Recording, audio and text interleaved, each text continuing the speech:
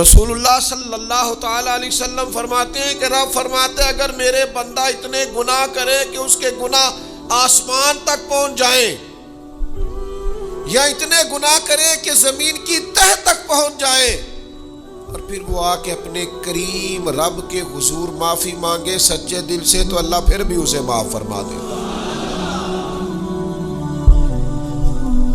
شرط اتنی ہے کہ تو آتا ہی نہیں، تو معافی مانگتا ہی نہیں، تو پھر بھی لوگوں کو مناتا ہے، اسے مناتا ہی نہیں جسے منانا چاہیے۔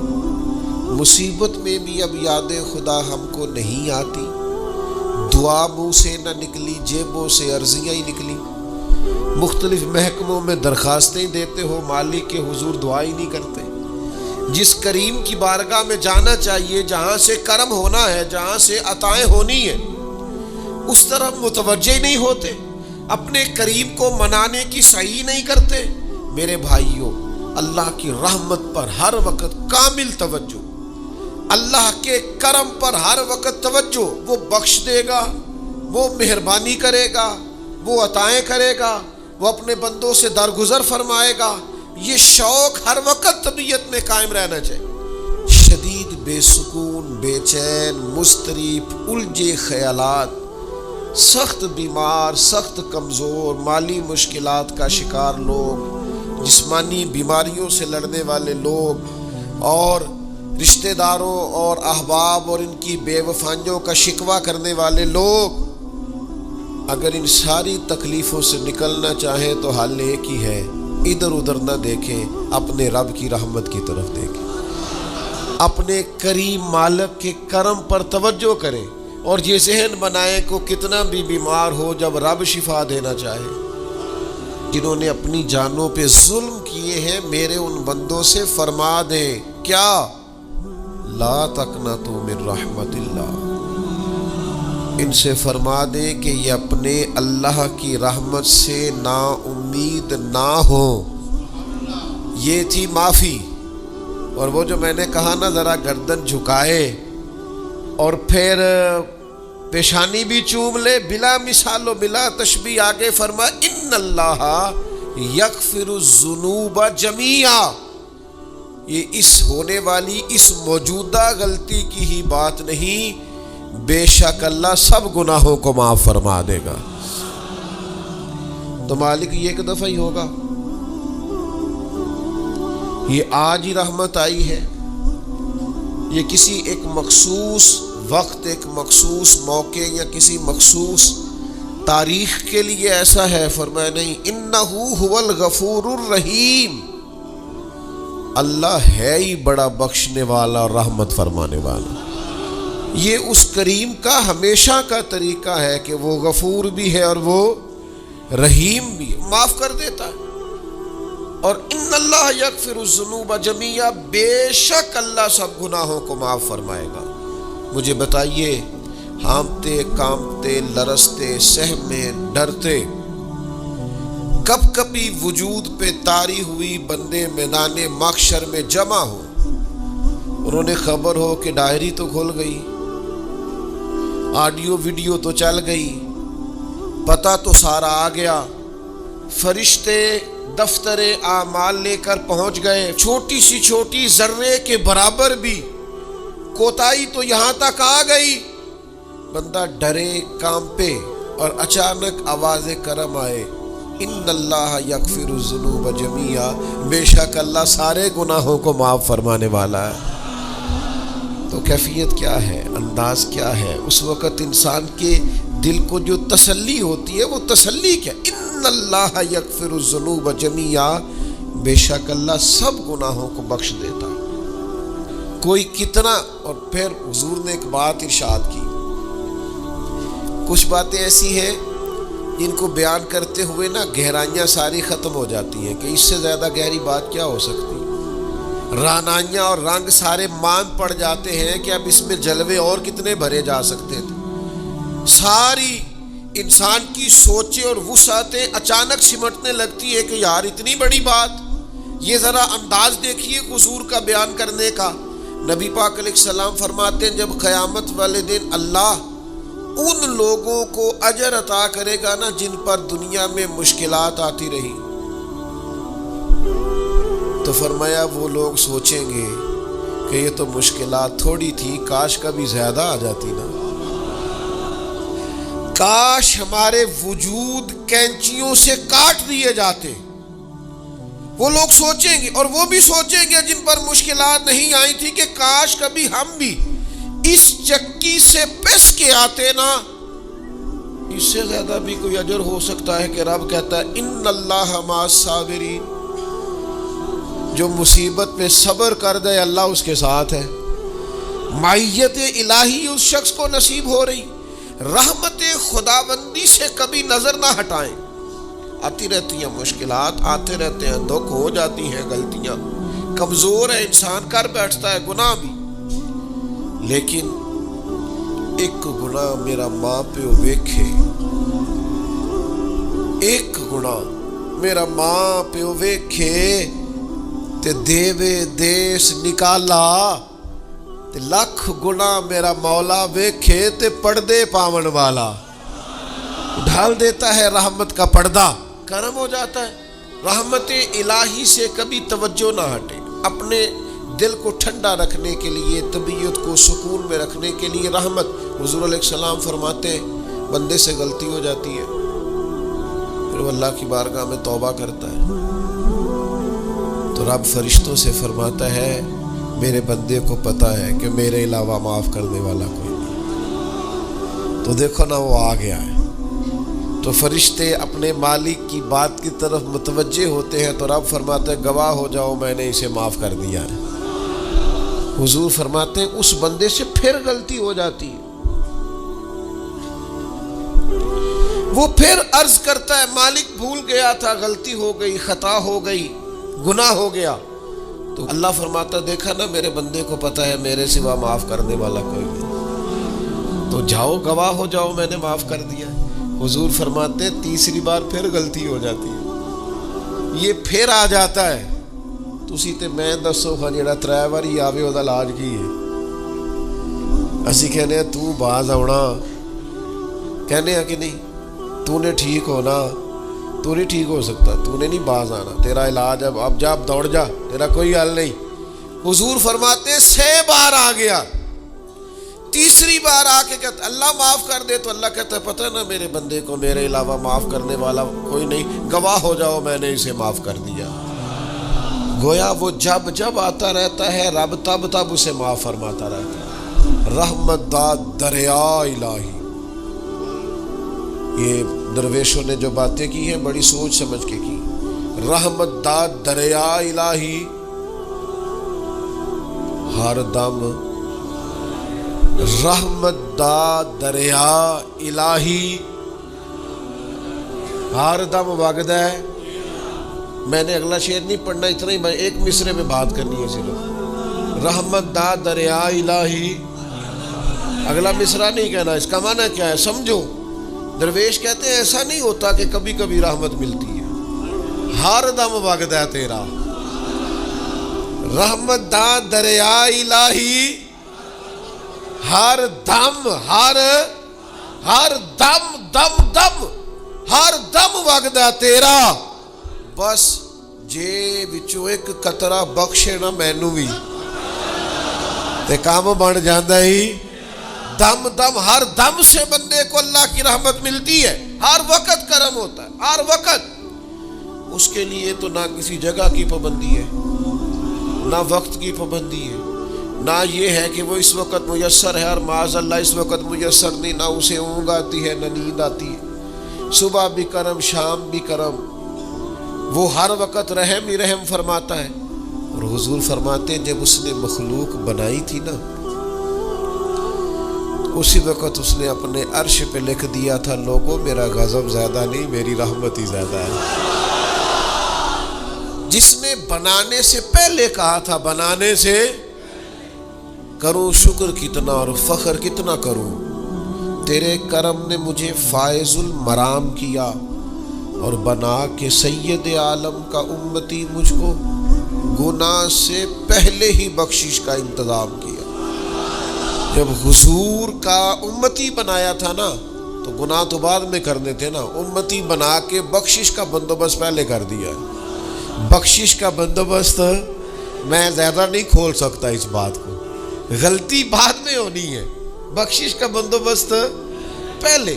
اور حضور فرماتے رب نے مخلوق بنائی تو یہ لکھ دیا کہ لوگوں یاد رکھنا غضب زیادہ نہیں ہے، رحمت ہی، تمہیں کرم ہی زیادہ ملے گا۔ اچھا حضور نا کئی طریقوں سے اس رحمت کو بیان کرتے ہیں، کئی زاویوں سے، کئی مختلف انداز سے اللہ کے کرم کو لوگوں کے سامنے اجاگر کرتے۔ حضور علیہ الصلوۃ والسلام کے سامنے نا ایک جنگ کا موقع تھا تو ایک عورت کا بچہ گم ہو گیا۔ یہ نا ساری گھنٹیاں بج جاتی ہیں اگر کوئی بچہ گم ہو جائے، جتنی گھنٹیاں ہوتی ہیں نا، دل کی بھی، روح کی بھی، کانوں کی بھی، ساری گھنٹیاں ہی، مطلب آپ فوری طور پر جو لٹک جاتے ہیں نا زمین آسمان کے بیچ کے، بچہ بڑی دیر سے مل ہی نہیں رہا، وہ جو ایک وقت ہوتا ہے نا وہ پل صراط پہ گزرتا ہے، یہ آسان ڈاکٹر کہہ دینا رپورٹ کرا لو مجھے فلانے سخت موذی مرض کا ڈر ہے، تو وہ رپورٹ کرانے کے بعد جو اس کے نتیجے کا انتظار ہوتا ہے نا، وہ جو کرب ہوتا ہے وہ خطرناک ہوتا ہے۔ آپ بات کو سمجھیں، انسان کو محسوس ہو کہ میرے جگر کا پارا، میرا ٹکڑا، میرا بیٹا مل نہیں رہا، تو کیفیات کا رنگ اور ہو جاتا ہے۔ یہ ایک وارفتگی ہے نا، بچے کے ساتھ پیار ہے۔ ایک جنگ کا موقع تھا، نبی کریم صلی اللہ تعالی علیہ وسلم تشریف فرما ہے، ایک عورت کا بچہ گم ہو گیا، وہ بڑی بے چین ہے، بڑی نڈھال ہے، بڑے کرب میں ہے، تڑپتی ہے، کبھی ادھر بھاگتی، کبھی ادھر بھاگتی، کبھی اس سے پوچھتی، کبھی اس سے سوال کرتی، تلاش رہی ہے اپنے بچے کو۔ تو یہ سارا منظر، یہ ساری تصویر لوگوں کی آنکھوں کے سامنے، تو اس کرب کو ہر شخص محسوس کر رہا تھا، اس کی کیفیت کو ہر آدمی اپنی آنکھوں سے دیکھ رہا تھا۔ اللہ کے حبیب علیہ الصلوۃ والسلام نے عین اس وقت جب لوہا پورا گرم ہو گیا، ذہن پورے تیار ہو گئے، تو محبوب نے ایک مسئلہ سمجھایا۔ حضور فرمانے لگے بتاؤ نا، اگر اس خاتون کو اس کا بچہ مل جائے جو اتنی تڑپ رہی ہے، تو کیا اس بچے کو آگ میں ڈال دے گی؟ تو وہ کیفیت سارے دیکھ رہے تھے، مشکات میں حدیث موجود ہے۔ عرض کی یا رسول اللہ، سوال ہی نہیں پیدا ہوتا، اس کا جو درد ہے، اس کی جو تڑپ ہے، اس کی جو کیفیت ہے، وہ تو کچھ اور پتہ دیتی ہے۔ تھوڑی دیر کے لیے بچھڑ گیا ہے تو اتنی تکلیف میں ہے، تو کجا یہ کہ وہ آگ میں جلا دے۔ جب ذہن یہاں تک تیار ہو گئے، لوگوں کا ذہن یہاں تک تیار ہو گیا، تو اب میرے کریم محبوب کی آنکھوں میں آنسو آئے۔ اب حضور نے رحمت الہی کا جھونکا لوگوں کو دیا۔ کریم فرمانے لگے جتنا یہ اپنے بچے سے پیار کرتی ہے نا، رب کریم اس سے بڑھ کر اپنے بندے سے محبت فرماتا ہے۔ بس یہاں بات محبوب نے بند کر دی، یعنی فرمایا کھولتے رہنا۔ معنی کیا ہے کہ اگر یہ نہیں نا دوزخ میں پھینکنا چاہتی اپنے بچے کو، تو رب بھی اپنے بندوں کو سزا نہیں دینا چاہتا، وہ بھی انہیں دوزخ میں جلانا نہیں چاہتا، وہ بھی انہیں سزائیں دینا نہیں چاہتا۔